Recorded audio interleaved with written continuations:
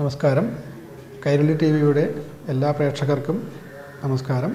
ഇവിടെ ഇന്ന് ഈ എപ്പിസോഡിൽ നമ്മൾ ജ്യോതിഷ സംബന്ധമായി ജ്യോതിഷം വേദാംഗവുമായുള്ള ബന്ധം, ജ്യോതിഷം ഏത് കാലത്ത് തുടങ്ങി ഏതൊക്കെ കാലഘട്ടങ്ങൾ അത് ഉപയോഗപ്പെടുത്തി എന്നുള്ള ഒരു വിവരണം, കൂടാതെ മുഹൂർത്തം ജ്യോതിഷം എന്താണ്, മുഹൂർത്തത്തിൻ്റെ പ്രാധാന്യം, അതുകൊണ്ട് നമുക്ക് മാനവരാശിക്ക് അത് അനുഷ്ഠിക്കുന്നത് കൊണ്ടുള്ള ഗുണങ്ങൾ എന്തൊക്കെയാണ്, അതുകൊണ്ട് ഭാവി ഫലങ്ങൾ എന്തൊക്കെയാണെന്നൊരു വിഷയം അത് ഞാൻ ഇവിടെ ഒരു സബ്ജക്റ്റായിട്ട് എടുത്തിട്ടുണ്ട്. കൂടാതെ ദാനങ്ങളും പ്രായശ്ചിത്തങ്ങളും, നമ്മൾ എന്തിനാണ് ദാനങ്ങൾ ചെയ്യുന്നത്, ദാനങ്ങൾ വിധിച്ചിട്ടുണ്ട്, പ്രായശ്ചിത്തങ്ങൾ എന്തിനാണ് ചെയ്യുന്നത്, അപ്പോൾ അങ്ങനെയാണെന്ന് വെച്ചാൽ ദോഷങ്ങൾ എന്തെല്ലാമാണ് പ്രായശ്ചിത്തങ്ങൾ, അത് പ്രായശ്ചിത്തം ചെയ്താൽ എന്താണ് നമുക്കതിൻ്റെ ഗുണഫലങ്ങൾ എന്താണ്, ആ ദോഷപരിഹാരങ്ങൾ എന്തൊക്കെയാണെന്നൊരു വിഷയമായിട്ട് ഇന്നിവിടെ ചർച്ച ചെയ്യുന്നുണ്ട്. കൂടാതെ പൂർവ്വജന്മം, ഭവിഷ്യജന്മം, ഇനി വരാൻ പോകുന്ന ജന്മത്തിൻ്റെയും നമ്മുടെ കഴിഞ്ഞ പൂർവ്വജന്മത്തിൻ്റെയും ജ്യോതിഷത്തിൽ ഏത് പ്രകാരം ചിന്തിക്കുന്നു എന്നും, അതുകൊണ്ട് അങ്ങനെ ചിന്തിച്ചുകൊണ്ട് നമുക്ക് അതിൽ നിന്ന് എന്താണ് നമുക്ക് നേട്ടം, അതുകൂടി നമുക്ക് ഇവിടെ ഒരു സബ്ജക്റ്റായിട്ട് ചിന്തിക്കുന്നുണ്ട്. ഇതിനെപ്പറ്റി ഓരോ സബ്ജക്റ്റും ഓരോന്ന് പ്രത്യേകം എടുത്ത് അതിൽ പുരാണങ്ങൾ പറഞ്ഞ ഭാഗങ്ങളും ജ്യോതിഷത്തിൽ പറഞ്ഞ ഭാഗങ്ങളും ഓരോന്നായിട്ട് ഇവിടെ വിവരിക്കുകയാണ്.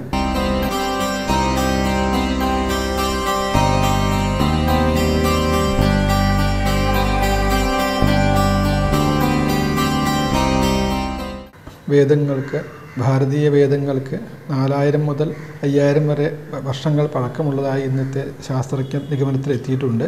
ഈ വേദങ്ങളെല്ലാം തന്നെ ഭാരതത്തിൽ പുരാതന കാലം മുതൽക്ക് തന്നെ അനുഷ്ഠിച്ച് വരുന്നതും ഈ ലോക ജനതയ്ക്ക് അതെല്ലാം പിന്നെ ഒരു നല്ല വഴി കാട്ടിക്കൊടുക്കുന്നതായ വേദങ്ങളാണ്.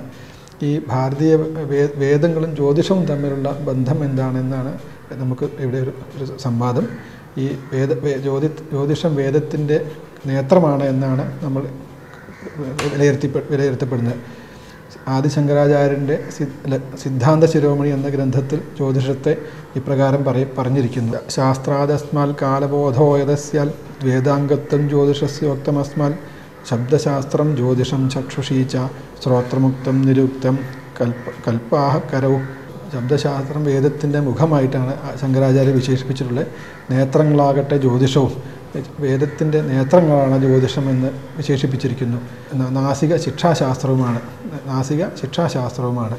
ചെവികൾ നിരുക്തശാസ്ത്രവും. നമ്മുടെ 2 ചെവികൾ നിരുക്തശാസ്ത്രമായിട്ടുമാണ് ജ്യോതിഷം വേദത്തിൻ്റെ വിശേഷിപ്പിച്ചിട്ടുണ്ട്.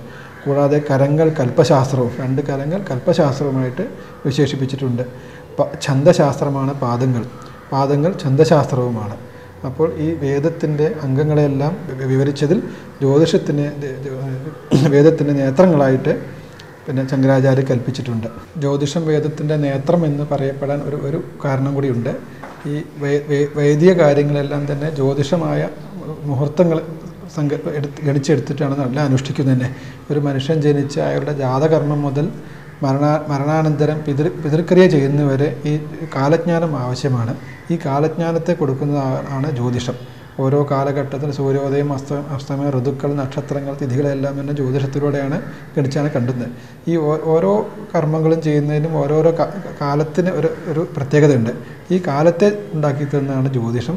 ഈ ജ്യോതിഷത്തിന് ലഭിക്കുന്ന ഈ കാലത്തെ അനുസരിച്ചാണ് വൈദിക കർമ്മങ്ങളെല്ലാം അനുഷ്ഠിക്കപ്പെടുന്നത്. അതുകൊണ്ട് തന്നെ ഈ വൈദിക കർമ്മങ്ങൾക്ക് ജ്യോതിഷം ഒഴിച്ചുകൂടാവാത്ത ഒരു സംഗതിയാവുന്നു. അതുകൊണ്ട് തന്നെ ജ്യോതിഷം തന്നെയാണ് ഈ വൈദിക ക്രിയകളിൽ ഏറ്റവും പ്രധാനപ്പെട്ടതും. അതുകൊണ്ട് തന്നെയാണ് നേത്രമില്ലെങ്കിൽ ഒന്നുമില്ല. നേത്രങ്ങളാണ് ഒരു മനുഷ്യൻ്റെ അവയവങ്ങളിൽ പ്രധാനമെന്ന് പറയുന്നത്. അതുകൊണ്ട് വേദത്തിൻ്റെ ഒരു പ്രധാന അവയവമാണ് ജ്യോതിഷം. ഈ ജ്യോതിഷമില്ലാതെ വേദത്തിന് നിലനിൽപ്പില്ല. ഈ ജ്യോതിഷത്തിലൂടെയാണ് വേദത്തിൻ്റെ ഉയർച്ചയും താഴ്ചയും നിശ്ചയിക്കപ്പെട്ടിരിക്കുന്നത്.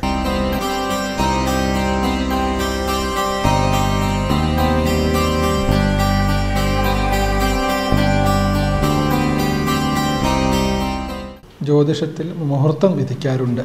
എന്താണ് ഈ മുഹൂർത്തങ്ങളുടെ ഗുണഫലങ്ങളും ദോഷഫലങ്ങളും? നമുക്ക് നേരത്തെ പറഞ്ഞ വൈദിക കാലഘട്ടം എല്ലാ അനുഷ്ഠാനങ്ങൾക്കും മുഹൂർത്തം വിധിക്കുന്നുണ്ട്. ഈ മുഹൂർത്തത്തിൻ്റെ സവിശേഷത എന്താണ്? പുരാതന കാലത്തെ ജ്യോതിഷത്തിൽ മുഹൂർത്ത പദവി, മുഹൂർത്ത മാധവീയം, കാർദികം എന്നീ ഗ്രന്ഥങ്ങളിലാണ് ഓരോ കാലഘട്ടത്തെയും ഓരോ സമയത്തെയും മുഹൂർത്തങ്ങൾ ഗണിച്ചെടുക്കുന്നത്. ഈ മുഹൂർത്തങ്ങൾ എല്ലാ ശുഭകർമ്മങ്ങൾക്കും മുഹൂർത്തങ്ങൾ പറയപ്പെട്ടിട്ടുണ്ട്. ഈ മുഹൂർത്തത്തിലൊരു ശുഭകർമ്മങ്ങൾ ചെയ്താൽ ആ ഉദ്ദേശിക്കുന്ന ഫലത്തിന് കൂടുതൽ അഭിവൃദ്ധി ഉണ്ടാവും, ഫലത്തിന് ഗുണാധിക്യം ഉണ്ടാവും. അതാണ് മുഹൂർത്തത്തിൻ്റെ ശക്തി. ഒരു ഉദാഹരണം പറയാം. രാമായണത്തിലെ ഒരു മുഹൂർത്തത്തിനെ പറ്റി ഒരു ഭാഗത്ത് ചെറിയൊരു ഒരു സംവാദം ഉണ്ടായിട്ടുണ്ട്. അതായത് ഉണ്ടായതെന്ന് വെച്ചാൽ സീതാപഹരണം നടന്ന ഒരു സമയത്ത് ജടായു എന്ന പക്ഷിയെ ശ്രീരാമൻ കണ്ടുമുട്ടുകയാണ്. സീതയെ അന്വേഷിച്ച് എവിടെയും കാണാതെ വിഷമിച്ച് ശ്രീരാമലക്ഷ്മണാദികൾ ഇരിക്കുന്ന സന്ദർഭത്തിൽ ജടായു എന്ന പക്ഷി ചിറകൊടിഞ്ഞ് ഒരു വനത്തിലൊരു ഭാഗത്ത് കിടക്കുന്നു. ആ സമയത്ത് ശ്രീരാമനോട് എത്തുകയാണ്. അപ്പോൾ ജടായു ശ്രീരാമനോട് പറയുകയാണ്, ഞാൻ ഈ രാവണൻ എന്ന അസുരൻ സീതയെ തട്ടിക്കൊണ്ട് ഞാൻ കാണാനിടയായി. ഞാൻ അത് മാർഗമധ്യത്തിൽ അതിനെ തടുത്തു. രാവണൻ എന്നെ ആക്രമിച്ചു, എൻ്റെ ചിറകുകളെല്ലാം വരിഞ്ഞു. ഞാനിപ്പോൾ ഭൂമിയിൽ ഒരു മൃതപ്രായനായി കിടക്കുകയാണ്. എങ്കിലും ശ്രീരാമദേവൻ വിഷമിക്കേണ്ട. ഈ രാമൻ സീതയെ അപഹരിച്ച സമയം വിന്ദം എന്നൊരു സമയമുള്ളൊരു മുഹൂർത്തമാണ്. ഈ സമയത്താണ് സീതയെ അപഹരിച്ചിട്ടുള്ളത്. ഈ വിന്ദം എന്ന മുഹൂർത്തത്തിൻ്റെ ശക്തിയെ പറ്റി ചിന്തിക്കാതെയാണ് രാവണൻ ആ സമയത്ത് സീതാപഹരണത്തിന് തിരഞ്ഞെടുത്തതും ആ സമയം സീതാപഹരണം നടന്നതും. വിന്ദം എന്ന മുഹൂർത്തത്തിൻ്റെ വിശേഷഫലം എന്താണെന്ന് വെച്ചാൽ നഷ്ടപ്പെട്ട വസ്തു അതിൻ്റെ ഉടമസ്ഥന് തിരികെ ലഭിക്കുമെന്നാണ് ആ മുഹൂർത്തത്തിൻ്റെ ശക്തി. അതുകൊണ്ട് തന്നെ ഈ അങ്ങയ്ക്ക് അങ്ങയുടെ പത്നിയെ നിശ്ചയമായും തിരികെ ലഭിക്കും. അത് ഒരു തടസ്സവുമില്ല. അതുകൊണ്ട് അങ്ങ് അതിൽ വിഷമിക്കരുത് എന്ന് ശ്രീരാമനെ ജടായു സമാശ്വസിപ്പിക്കുകയാണ്.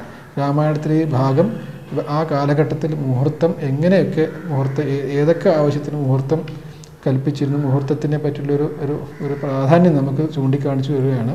അതുകൊണ്ട് എല്ലാ ശുഭകാര്യങ്ങൾക്കും മുഹൂർത്തങ്ങൾ നമുക്ക് വിധിക്കപ്പെട്ടിട്ടുണ്ട്. വൈദിക കാലഘട്ടം മുതൽ പിന്നെ അതുള്ളതാണ്. രാമായണത്തിനും ആ ഒരു മുഹൂർത്ത സന്ദർഭമുണ്ട്.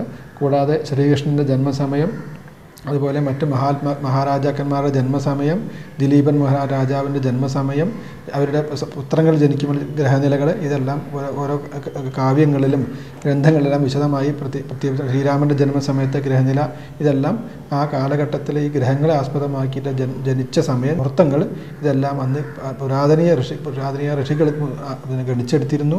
അതിനെപ്പറ്റി വിശകലനം ചെയ്തിട്ട് ഭാവിയിലെ ശുഭാശുഭങ്ങളെ അവർ കണ്ടെത്തിയിട്ട് അതിന് തക്കതായ പരിഹാരങ്ങളൊക്കെ ചെയ്ത് ഒരു മനുഷ്യൻ്റെ ഭാവിയിൽ എന്തൊക്കെ അയാൾ അനുഭവിക്കും, എന്തൊക്കെ ദോഷങ്ങൾ അനുഭവിക്കും, അത് ഏതെല്ലാം കാലഘട്ടങ്ങൾ അനുഭവിക്കുന്നതെല്ലാം ഈ ഗ്രഹനില പ്രകാരം ഗണിച്ചെടുത്തിരുന്നു. ഈ മുഹൂർത്തത്തിന് പ്രാധാന്യം, നമ്മളൊരു വിവാഹം കഴിക്കുന്നു, അവരുടെ ജീവിതത്തിലൊരു വിവാഹമാണ്. ആ വിവാഹം കഴിഞ്ഞു കഴിഞ്ഞാൽ ആ ദമ്പതികൾക്ക് നല്ല സൽസന്താനങ്ങൾ ഉണ്ടാവണം, അവർ ദീർഘായുസ്സുകളാവണം. ഇതെല്ലാം നമ്മുടെ ലക്ഷ്യങ്ങളാണ്. ഇതിനൊക്കെ നമുക്ക് നമ്മുടെ ലക്ഷ്യത്തിനെ സഫലീകരിക്കാൻ ഈ മുഹൂർത്തത്തിൻ്റെ സവിശേഷത കാരണമാണ്. ഉദാഹരണത്തിന് വിവാഹമുഹൂർത്തം പണ്ടത്തെ വൈദിക കാലഘട്ടത്തിലെ വിവാഹമുഹൂർത്തം നോക്കുന്നതും ഇന്നത്തെ കാലത്ത് വിവാഹമുഹൂർത്തുന്നതും കുറച്ച് വ്യത്യാസങ്ങൾ വന്നിട്ടുണ്ടെന്നൊരു ഗ്രന്ഥത്തിൽ വായിക്കാനിടയായി. വൈദിക കാലഘട്ടത്തിൽ മുഹൂർത്തം നോക്കുന്നത് വിവാഹം കഴിഞ്ഞ് 4ാമത്തെ ദിവസത്തിൻ്റെ നക്ഷത്രം നല്ല നക്ഷത്രമാണോ ചീത്ത നക്ഷത്രമാണോ എന്ന് ആദ്യം നോക്കും. പിന്നെയാണ് വിവാഹത്തിന് മുഹൂർത്തത്തിൻ്റെ സമയം നിശ്ചയിക്കുള്ളൂ. അത് എന്തിനാണ് അങ്ങനെ ചെയ്യുന്നത് വെച്ചാൽ വൈദ്യ വിധി പ്രകാരം 4ാമത്തെ രാത്രിയിലാണ് ഈ ഗർഭാധാനം എന്ന ക്രിയ നടക്കുന്നത്. അതുകൊണ്ട് തന്നെ ആ സമയത്ത് ശ്രേഷ്ഠമായ ഒരു സമയമാവണമെന്നാണ് അന്നത്തെ ആചാര്യന്മാരുടെ ഒരു വീക്ഷണം. അപ്പോൾ ആ സമയത്ത് ഗർഭാധാനം നടന്നാൽ നല്ല ശിശു ജനിക്കും, ആ കുട്ടി ബുദ്ധിമാനായിത്തീരും, ലോകത്തിന് നന്മ ചെയ്യുന്ന ആളായിത്തീരുന്നതാണ് അന്നത്തെ വൈദികന്മാരുടെ നിരീക്ഷണങ്ങൾ. അതുകൊണ്ട് തന്നെ 4ാമത്തെ ദിവസം എന്ത് നക്ഷത്രം വരുന്നു, എന്ത് ആഴ്ച വരുന്നതോ ആ സമയത്ത് ആ ഗർഭാധാനം നടന്നാൽ ആ വംശത്തിൽ ആ വംശവർദ്ധന ഉണ്ടാവും, നല്ല സന്താനങ്ങൾ ആ കുലത്തിൽ പിറക്കുന്നൊരു നിരീക്ഷണം അന്നത്തെ ഋഷികൾക്ക് ഉണ്ടായിരുന്നു. അതിന് മുമ്പ് സ്ത്രീയുടെ ശുദ്ധി കഴിഞ്ഞ് ആ ദിവസമാണ് വിവാഹത്തിന് തിരഞ്ഞെടുക്കുക. എന്നാൽ ഇന്നത്തെ കാലഘട്ടത്തിൽ അങ്ങനെയല്ല, അതൊന്നും ചിന്തിക്കാറില്ല.